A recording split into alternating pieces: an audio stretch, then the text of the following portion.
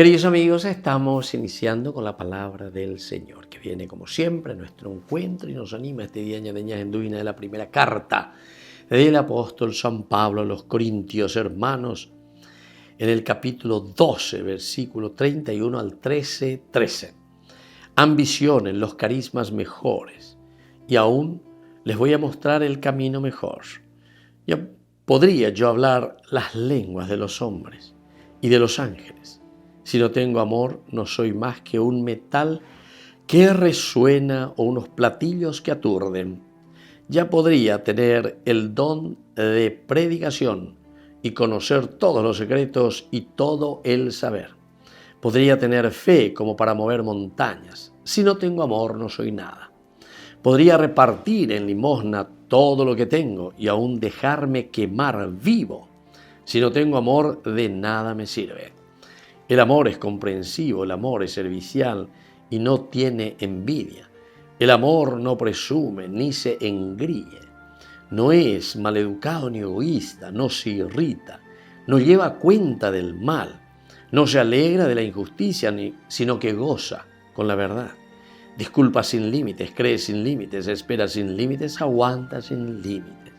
El amor no pasa nunca. Y así, queridos amigos, continúa, lleva esta hermosa analogía que hace Pablo con el tema de la caridad, del amor. Lleva. Yo nada soy, voy a ver San Pablo, si es que no tengo caridad. Y que tú entero de sí, rete que lleve que tú lleva a monbo, y que tú anguancho lleva mi propia vida.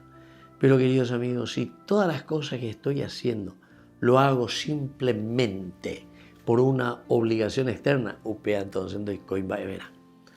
Todo lo nuestro, queridos amigos, tiene que ser una entrega verdadera, tiene que ser una entrega sin límites, un encuentro con el Señor sin límites. Entonces la toda la forma de vivir, toda la forma de entrega, entero etea lleva peñandé, ña y lo tenemos que hacer por amor. Si no lo hacemos así, queridos amigos, entonces enseguida vayan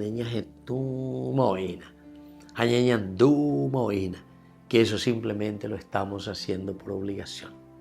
Ya Pogena lleva todos los ministerios que tenemos porque ya hay juveña de comunidad, ya hay juveña de la villa, ya hay juveña de yo que ya hay juveña de familia.